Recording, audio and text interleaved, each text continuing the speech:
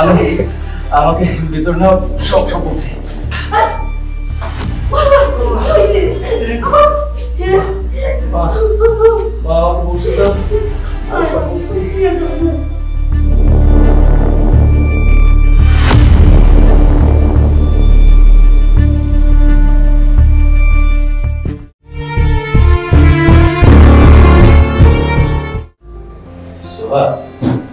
তোমার কাছে 5,000 টাকা যে জমা রেখেছিলাম না, ওই টাকাটা নিয়ে এসো, ওনাদেরকে দিতে হবে।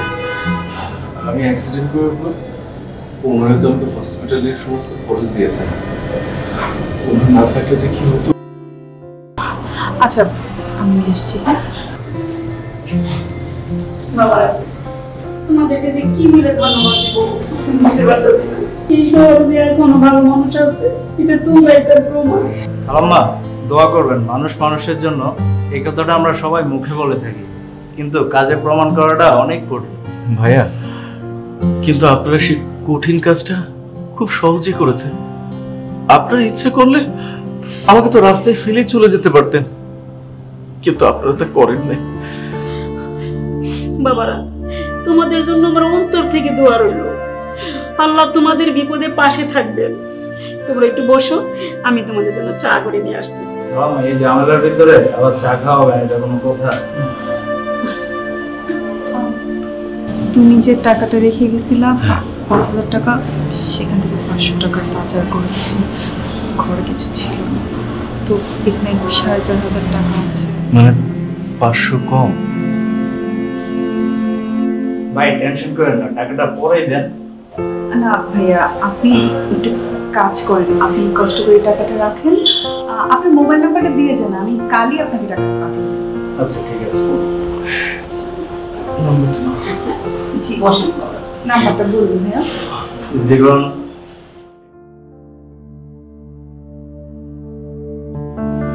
জানো আমারই না দোষ, রাস্তা পার হওয়ার সময় ফোনে কথা বলতে বলতে রাস্তা পার হওয়া একদম উচিত না। আমি না ফোনে কথা বলতে বলতে মানে আমি কেন যে ফোনে কথা বলতে বলতে রাস্তা পার হলাম, তাহলে তার অ্যাক্সিডেন্ট হতো না। আহা তুমি না হলে ফোনে ছিল, আরে বাইক চালক সে কি কানা ছিল? সে চোখে দেখে নাই? সে ব্রেক করতে পারলো না?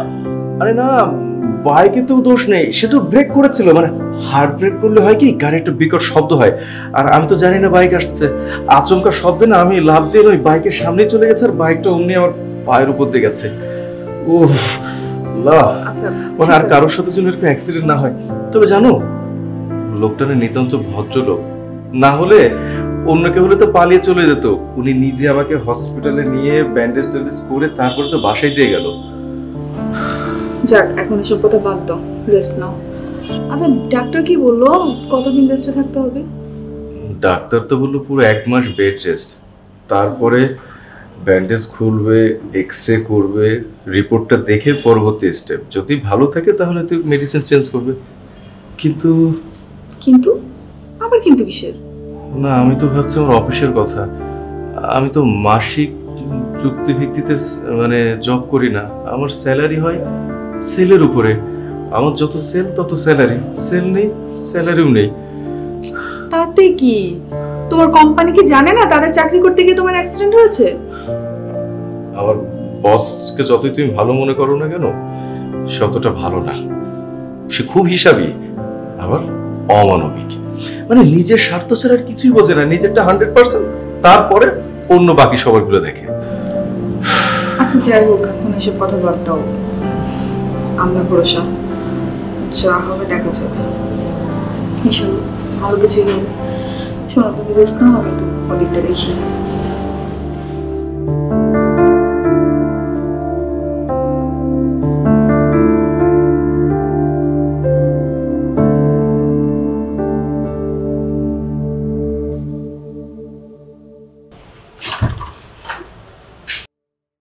আপা গত মাসে 300 টাকা আর এই মাসে 300 টাকা, 600 টাকা ডিশ বিল আছে।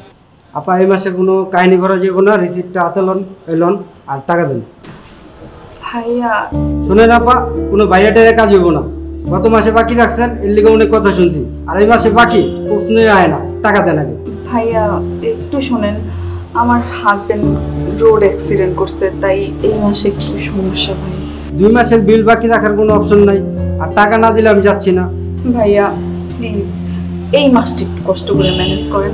আমি কথা দিতেছি সামনের মাসে আপনারে পুরো সব টাকা আমি পরিশোধ করে দেবো। কথা এরকম চেষ্টামি করলে আমার চাকরি থাকবো? আচ্ছা আচ্ছা, 3 মাস একটা তাহলে 5 তারিখের ভিতরে দিয়ে দিবেন, মন থাকে যে। ঠিক আছে ভাই।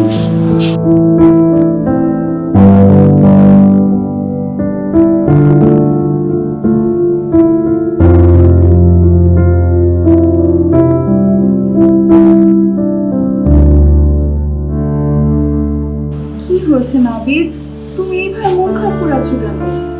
সোহা, আমাকে তুমি ক্ষমা করো। আমার ব্যর্থতা, সামান্য 600 টাকার জন্য 20 মিনিটের লোক তোমাকে অপমান করলো, আর এই অপমান তুমি মুখ বুজে সহ্য করলে। আসলে এটা আমার ব্যর্থতা, আমার জন্য তোমার এই পরিস্থিতি। পরিণতি কোথায়, কই? এই যে দেখো, আমি ঠিক আছি, কিছুই হয়নি। এটা কোনো ব্যাপার না নাবিদ, তোমার জন্য আমি সবকিছু করতে পারি।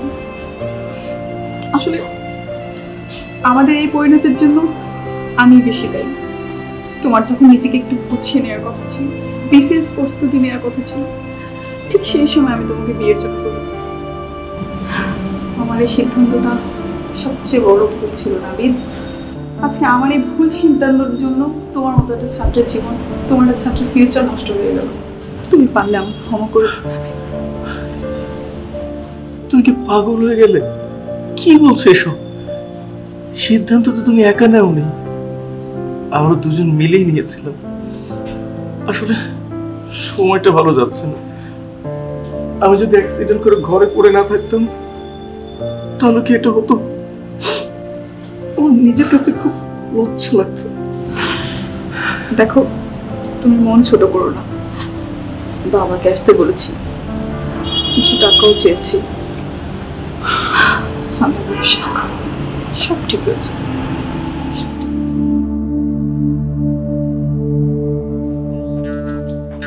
আরে চিন্তাবাদ বিয়াইছা, সালাম।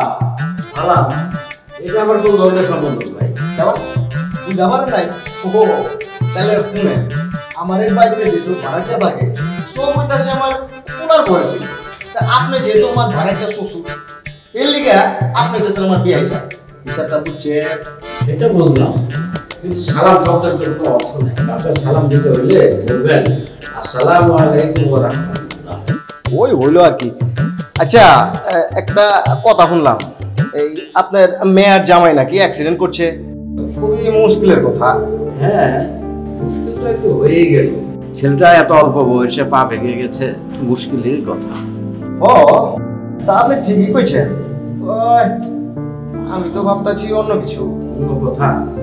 তা বিয়া সাহেব কি কথা?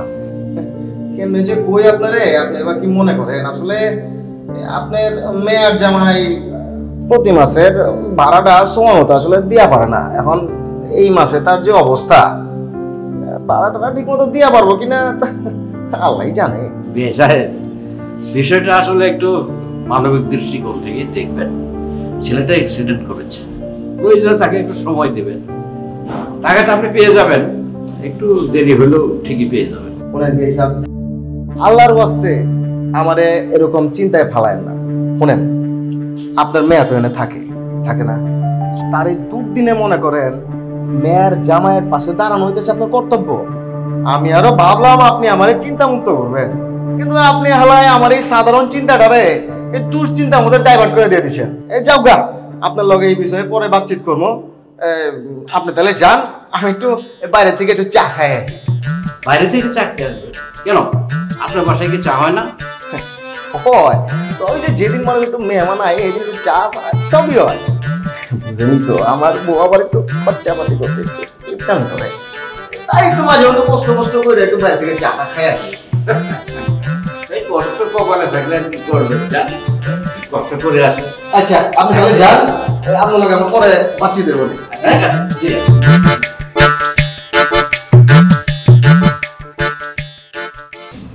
সাহেব, চা খান। আপনারা বসে কথা বলেন, আমি একটু ছেলেকে দেখে আসি। বসেন।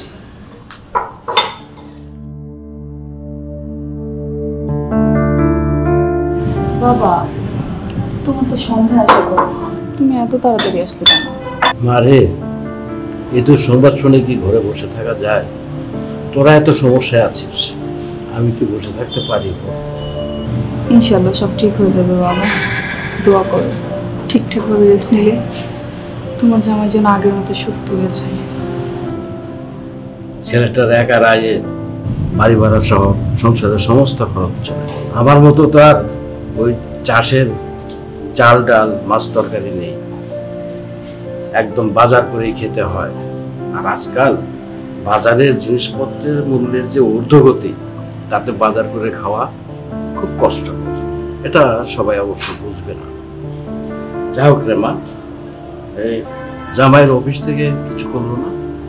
ওর বস আসলে বিষয়টা ভালোভাবে নেয়নি। বস বলল যে 1 মাস দেখবে, না হলে ওরা অন্য লোক নিয়ে নেবে। হ্যাঁ, তা তো ঠিক। চাকরিটা আসলে তো মাঠে মাঠে, অফিসে বসে যদি চাকরিটা হতো তাহলে খুবই ভালো হতো। সপ্তাহখানেক রেস্ট নেওয়ার পর আবার কাজে যোগদান করতে পারত। হ্যাঁ বাবা, সেটাই। ওর তো আসলে ওই মাসে মাসে বেতনের চাকরি না, ওর তো হচ্ছে গিয়ে কমিশনের উপরে বেতন। এই বেতন তো আর এমনি এমনি বসিয়ে বসিয়ে দিবে না, আর সুযোগ দিলেও বা দিবে কতদিন বল? জামাই বাবাজি তো সঞ্চয় করে নাই। যদি সঞ্চয় করতো তাহলে কিন্তু আজকে এই অভাবের দিনে কাজে লাগতো। কিভাবে সঞ্চয় করবে বাবা? যে টাকা ইনকাম করে মাস শেষ হতে না হতেই টাকা শেষ হয়ে যায়। মাসের শেষের 10টা দিন যে কিভাবে কাটে, কত টানাপোড়েন যে যায়, এর মধ্যে আবার সঞ্চয়।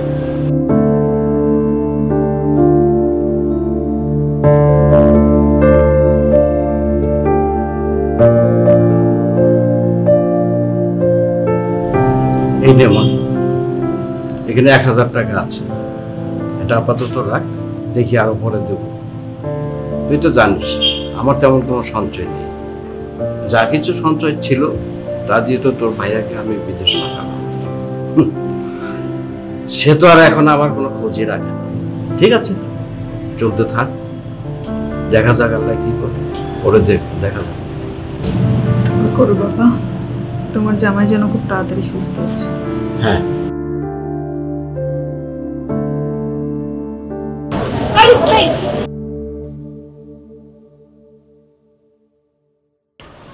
এটা কি ধরনের ব্যবহার রিফাত? আমার সাথে কি তোর কোনো ঝামেলা হয়েছে? না। তাহলে তুই আমার ফোন রিসিভ করতেছিস না কেন?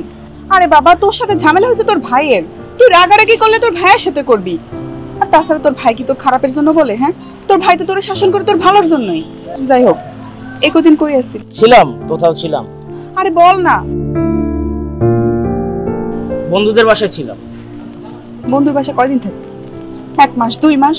এরপরে কি তোর বন্ধু তোরে রাখবে? রাখবে।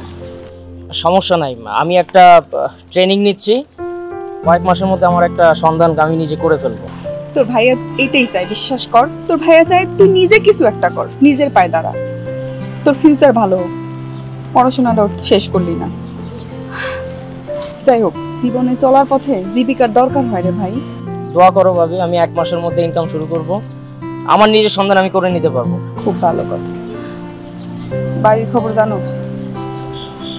জানোস না, তোর ভাই অ্যাক্সিডেন্ট করে বাড়িতে পড়ে আছে, পাও ভেঙে গেছে।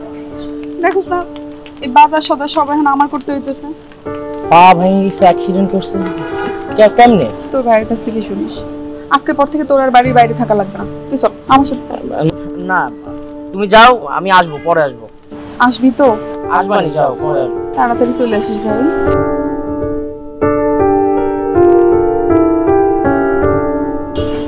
তুই ফোন দিলে চলে আসবো।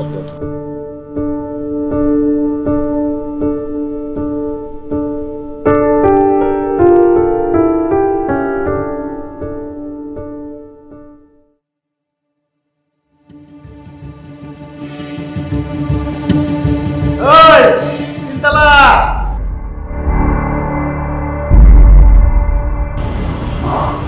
জি, আসসালামু আলাইকুম। ওয়ালাইকুম আসসালাম। তারপর? জি, বুঝি নাই। আরে বুঝবা কেমনে? এ আমারে দেখো, এই আমার চেহারায় কি কোনো দুশ্চিন্তার ছাপ আছে? না, আপনাকে দেখে তো তেমন কিছু বোঝা যাইতেছে না। মনে তো হচ্ছে আপনি ভালোই আছেন। আসলে হয়েছে কি, দূর থেকে অনেক কিছু চকচক মনে হয়, কিন্তু কাছে গেলে দেখা যায় জিনিসটা চকচক না ঝকঝক। আমারে দেখে বুঝতেছো না, কাছে আসো। আমার সমস্যা, আমার প্রবলেমগুলো আমার কাছে এসে তোমার বোঝন লাগবো। আমি চকচক আছি না ঝকঝকে আছি। তা ঠিক, কিন্তু আপনার চেহারায় তো কোনো দুশ্চিন্তার ছাপ নাই। আরে আমি তো কয়দিন ধরে ঘুমাই বেরিয়ে পারতেছি না। আরে যেদিন থেকে শুনলাম তোমার জামাই অ্যাক্সিডেন্ট করছে, সেদিন থেকে তোমার ঘুম আসমানে চলে গেছে। মানে বুঝলাম না, আমার হাজবেন্ড অ্যাক্সিডেন্ট করছে তাতে আপনার দুশ্চিন্তার কারণ? আরে দুশ্চিন্তা হইব না মানে? তোমার জামাই অ্যাক্সিডেন্ট কইরা ঠ্যাং ম্যাং ভাঙা ঘরের মধ্যে হইয়া রইছে, মানে ভাড়া না দেওয়ার একটা চুদা পাওয়া গেছে। দেখো তোমার একখান ক্লিয়ার কাট কথা কই, আমি কিন্তু ভাড়া বুড়া কমাইবারও পারুম না, ভাড়া বুড়া আমি মার্সিও করবার পারুম না, কনসিডারও করবার পারুম না। আমার ভাড়া আমি ঠিক মতো চাই, বললে দিবা, নাহলে বাড়ার থেকে বাইরে যাইবা। জি, আপনার ভাড়া আপনি যত সময় পেয়ে যাবেন। আসলে এই বাড়িটা ভাড়া দিয়া আমার তেমন কোনো লাভ হইতাছে না। আমি আবার রাজনীতিও করি, আর রাজনীতি করবার গেলে তো মানুষের পাশে থাকুন লাগে। আবার মানুষের পাশে থাকতে গেলে কি লাগে জানো? টেকা টেকা। আর এই বাড়ি ভাড়াটা দিয়ে আমি টেকা পাই। শোনো, বাড়ি ভাড়াটা রেডি রাখবা, আমি সন্ধ্যার মধ্যে আইতাছি। না, আপনার আসতে হবে না, আমি নিজে গিয়ে আসবো।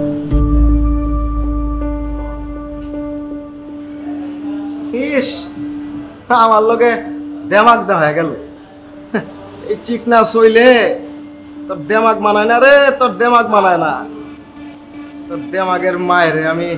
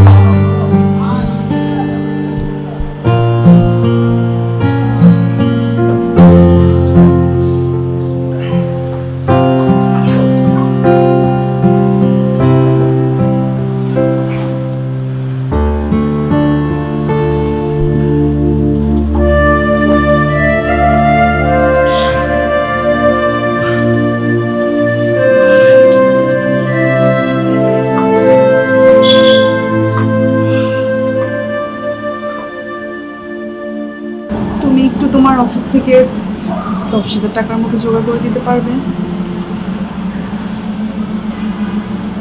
একটু কথা বলে দেখো না, আমার মনে হয় ওরা দিবে, আর ওদের দেয়া উচিত। যে পরিবারে মানুষের মাথা গোঁজার ব্যবস্থা করার জন্য প্রতিনিয়ত লড়াই সংগ্রাম করতে হয়, সেই পরিবারের পাশে এসে কেউ দাঁড়াতে চায় না। আর আমরা তো দারিদ্র সীমার নিচে বসবাস করি।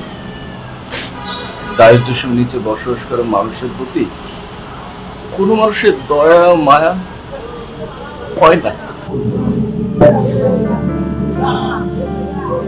না, আজ সন্ধ্যায় বাড়ি এলে আসবে। বাবা 10,000 টাকা দিয়েছে, ভাবলাম তুমি যদি অফিস থেকে 10,000 টাকা ম্যানেজ করতে পারো তাহলে অন্তত বাড়ি ভাড়াটা দেওয়া যাবে। তাছাড়া আমার লোকটার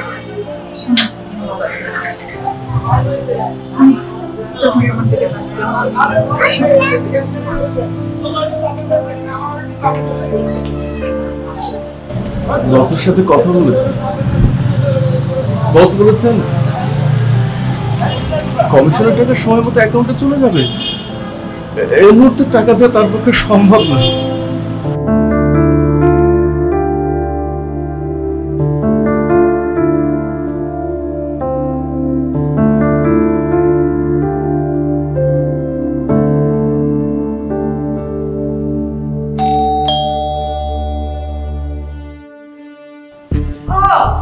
তুমি দরজা খুলছো কই?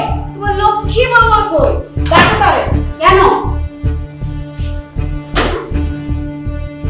তোমার লক্ষ্মী বৌমার সাথে আমার কথা আছে, ডাকো তারে। এত চেঁচামেচি করছিস কেন? হ্যাঁ, আমি তোরে কি বলছিলাম যে তুই এই বাড়িতে আসবি না, যতদিন আমি না ডাকি ততদিন পর্যন্ত আসবি না। কেন আসছিস? দেখো মা, আমি এই বাড়িতে থাকতে আসি নাই, আমি আসছি তোমার লক্ষ্মী বৌমার সাথে কিছু কথা বলতে। যাও ওরে ডাকো। কই আমার ভাইয়ের লক্ষ্মী বউ? কই কই আমার বড় ভাইয়ের বউ? কই?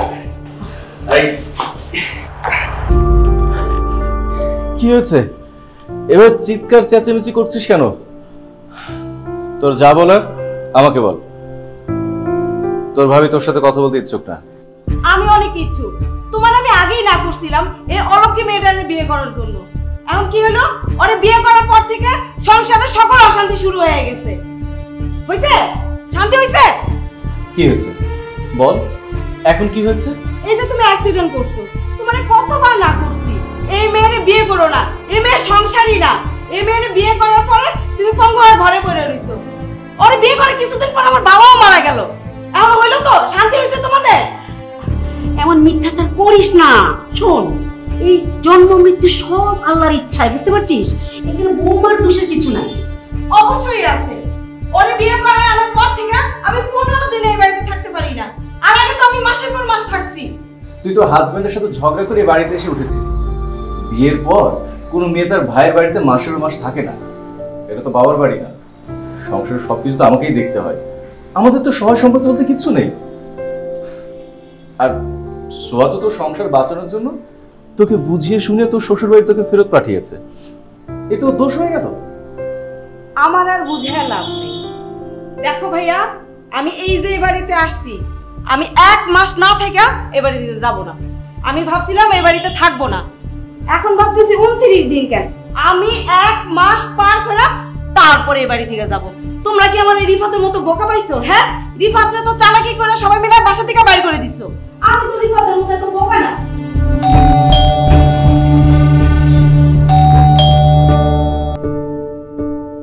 মা ভাবি নেই কেন? কেন মানে? তোমার তো পুরো বাড়িটা জাহান্নাম মানে আমি ভাইয়ের পিছনে যায় লুকায় আছে। আচ্ছা, তোরা দুই ভাই বোন মিলে কি পাইছিস আমার কত? কি পাইছি মানে? মা, তুমি এই ডাইনিটার সাপোর্ট টানো কেন? আমার ছোট ভাই রিফাত, ওরে তো এই বাড়িতে শান্তি মতো থাকতে দেওয়া হয় নাই। ও এখন বন্ধুর বাড়িতে যায় থাকে। দীপা, তুই কিন্তু এক্সেস করছিস। রিফাতকে তোর ভাবি কখনো কিছুই বলেনি। তুই না জেনে শুনে কথা বলছিস। রিফাতকে তো আমি বাসা থেকে বের করে দিয়েছি। আমি বলেছি নিজের পায়ে দাঁড়াতে, মানুষের মতো মানুষ হতে। আর তোর ভাই সকাল সন্ধ্যা আমাকে একটা কথাই বলে, নিজের আপন ছোট ভাই তুমি তোমার কাছে রাখো, কাছে রেখে ওকে মানুষ হতো মানুষ করো। তুমি ওর গার্জিয়ান, তুমি ছাড়া তার কেউ নেই। আর তোর মুখে যা আসে তুই তাই বলে যাচ্ছিস। কারোর সম্পর্কে না জেনে কথা বলা একদম উচিত না। ভাইয়া, তুমি তো বোরতলে থাকা মানুষ, তোমার সম্পর্কে আমার ধারণা হয়ে গেছে। তুমি তো বউ সুনাম করবাই। আর আমার মা, তারে তো তোমরা তাবিজ কইরা তোমার তো দলে নিয়ে রাখছো আমাদের সাথে ঝগড়া করার জন্য। দীপা, তোমার সাথে আমার আজ পর্যন্ত কোনো উচ্চ বাক্য হয়নি, কোনো ঝগড়া হয়নি। আমি শুধু তোমাকে একদিন একটা কথা বলেছিলাম যে এইভাবে স্বামীর সাথে ঝগড়া করে নিজের সংসার ফেলে এখানে আসতে হয় না, এতে ঝামেলা বাড়ে। সেই দিনের পর থেকে তুমি আমাকে নানানভাবে অনেক হেনস্থা করেছো, অনেক কথা শুনিয়েছো, কিন্তু আমি তোমাকে কখনো কিছু বলিনি। ইভেন আজকেও তুমি আমার আত্মসম্মানকে আমাকে পুরো মাটির সাথে মিশিয়ে দিয়েছো, আমি তোমাকে কিছু বলিনি। আহা রে, কি মিষ্টি মিষ্টি কথা। কথা শুনলে মনে হয় পীর আম্মা আসছে। মিনমিনা শয়তানদের মুখের ভাষা এরকম মিষ্টি হয়। আপা, রিফাত ভুলে যাচ্ছিস কেন? তোর বড় বোন। সরি ছি, এই ভাবি কোনোদিন আমাকে একটা বাঁকা কথা বলে নাই। আর তুই এত বাজে বাজে কথা বলছিস তার নামে। ছি, বরং এই ভাবি আমার জীবন পরিবর্তন করতে নানান সুপরামর্শ দিয়েছে। ছি, তোর মুখে যা আসছে তুই এই ভাবিকে নিয়ে তাই বলছিস। ছি ছি ছি ছি। রিফাত, তুই আমার ছোট ভাই হয়ে আমারে থাপ্পড় মারতে চাইছিস? দেখ, অনেক হইছে, আর পারতেছি না, প্লিজ আর জ্বালাইস না। তোর সংসার হইছে না, তুই তো সংসারে যা। তুই এখানে আর থাকিস না, তুই বের হ, যা। মাফ কর, আমাদের এবার একটু মাফ কর। দাঁড়াও।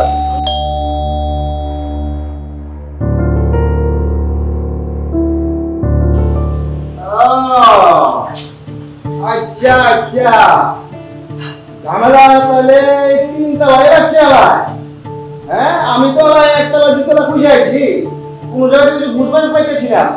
কি ব্যাপার, আমার বাইরে কি মাছের বাজার বানায় ফেলাইছেন নাকি?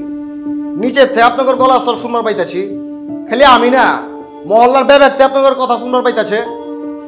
শোনেন, আপনাদের লিগে আমার সাধারণ চিন্তাটারে কিন্তু দুশ্চিন্তায় পরিণত করবো আমার না কইলাম।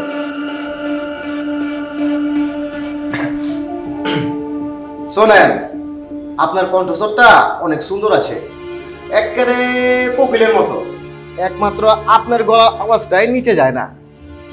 আমি রাজনীতি করি, এলাকার বিভিন্ন ঘর বাড়িতে যাই, বিভিন্ন বউগোর সাথে আমার পরিচয় আছে, কসম করে কইতাছি তাগর বিভাগের থেকে কিন্তু আপনি সবার উপরে আছেন। আপনি হইতেছেন, আপনার তুলনা হইতেছে আপনি নিজেই। যাও গা, আমি আবার বেশিক্ষণ দুশ্চিন্তা নিয়ে থাকা পারি না। আজকে কিন্তু আপনার ভাড়া দেওয়ার কথা ছিল, তাহলে দিয়া দেন।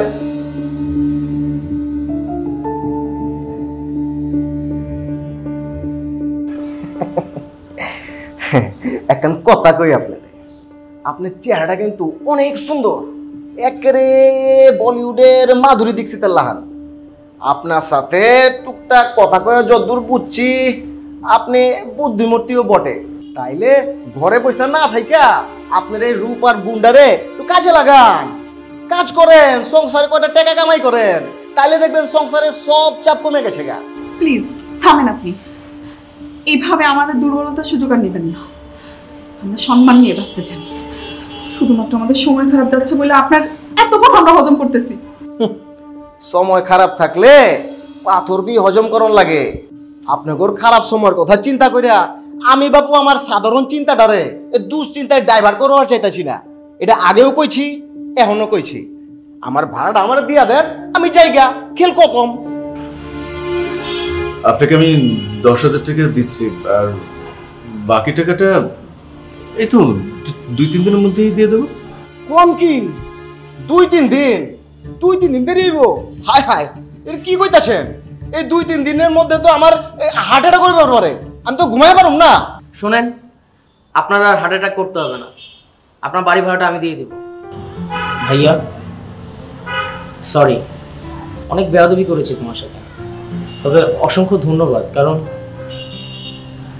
তুমি সেদিন আমাকে বাড়ি থেকে বের না করে দিলে আমি আজকে অকম্যই থাকতাম, নিজের পায়ে দাঁড়াতে পারতাম না। আমি এখন ট্রেনিং নিয়েছি, আয় করতে শিখেছি, আমি এখন আউটসোর্সিংয়ে কাজ করছি এবং মাস শেষে আয়ও করছি।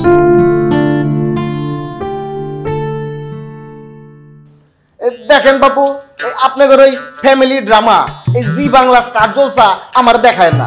আমি নিচে যাই বইতাছি, চা কফি খাইতাছি, এর মধ্যেই টাকাগুলো নিয়ে আসেন। আমি তাহলে গেলাম, জায়গা আবার আহম কিন্তু। হ্যাঁ,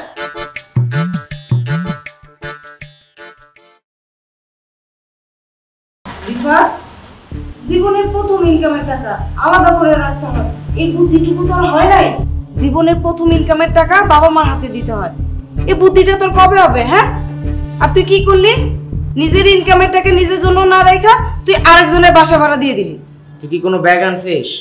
না, কেন? ব্যাগ যদি আনিয়ে থাকোস তাহলে ব্যাগটা গোছা, আর যদি না গোছানো থাকে আমারে বল, আম্মারে বল, আমরা গোছাই দিই। তুই একটু বিদায় হ, ব্যাগটা গোছায় তোর বিদায় হ, যা। না, দীপা যখন এসেছে তখন 2 দিন এখানে থেকে যাও। না ভাবি, ওকে এই বাসা জায়গা দেওয়া একদমই উচিত না। রিপা, এভাবে কথা বলিস না, ও তোর বড় বোন, ওর ভাইয়ের বাসা আসছে, 2 দিন থাকুক, তারপরে যাবে।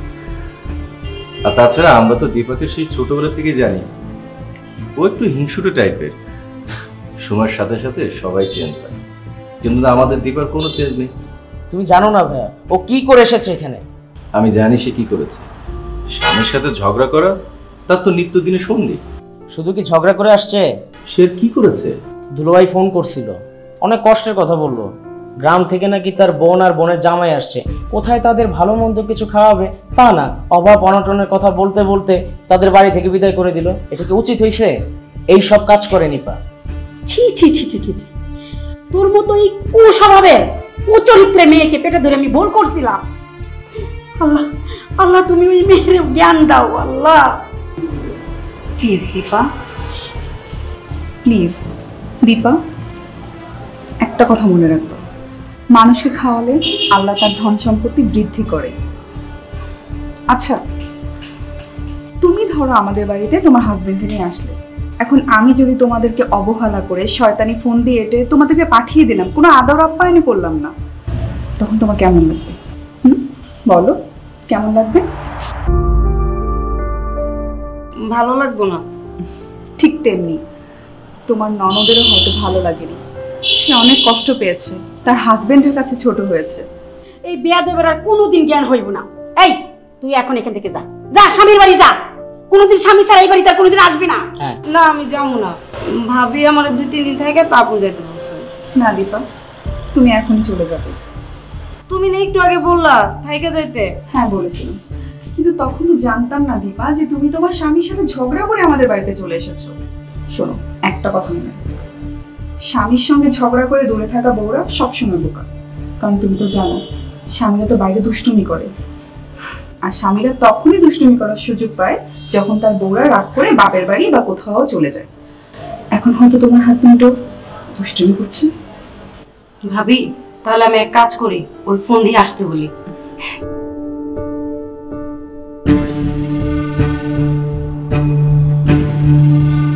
হ্যালো, শুনো, তুমি আধা ঘন্টার মধ্যে আমার ভাইয়ের বাড়িতে চলে আসবা। আমরা এখানে 2-3 দিন থাকবো, তারপর আমরা আমাদের বাড়ি যাব। কি বলছি শুনছো? আধা ঘন্টার মধ্যে আমি তোমাদের দেখতে চাই। তুমি আধা ঘন্টার মধ্যে সোজা আমার ভাইয়ের বাসায় চলে আসবা। ভাইয়া ভাবি, তোমরা আমারে মাফ করে দাও। আমি কথা দিচ্ছি, আজকের পর থেকে আমার সম্পর্কে কোনো নালিশ তোমাদের কানে আসবে না। আর আমি এবার বাসে যে আমার শ্বশুর শাশুড়িকে আমার কাছে নিয়ে আসবো, ওনারা আমাদের সাথে থাকবে। সত্য তো? সত্য বলছিস তো? 100% সত্যি ভাই। বা ভাইয়া, যদি তুমি অনুমতি দাও, আমার ইনকামের প্রথম টাকা আমি চাচ্ছি সকলকে নিয়ে একটা ভালো রেস্টুরেন্টে আজকে আমরা খেতে যাব। এটা তো খুবই ভালো কথা, কিন্তু আমার এই অবস্থায় আমি তো যেতে পারবো না ভাই। তোরা এক কাজ কর, তোদের ভাবিকে নিয়ে তোরা সবাই বাইরে রেস্টুরেন্টে খেয়ে আয়। আমি তোমাকে ছেড়ে দেবো না, তোর সাথে আমরা কেউ যাবো। আচ্ছা ঠিক আছে, কারো কোথাও যাইতে হবে না। রিফাত এক কাজ কর, তুই বাজারে যা, বাজার করে নিয়ে আয়। আমি ভাবি আর মা আমরা 3 জনে মিলে রান্না করে সবাই একসাথে খাবো। হ্যাঁ, এটা ভালো। তাহলে তো অনেক ভালো। ঠিক আছে, আজকে আমি তাই করবো তাহলে।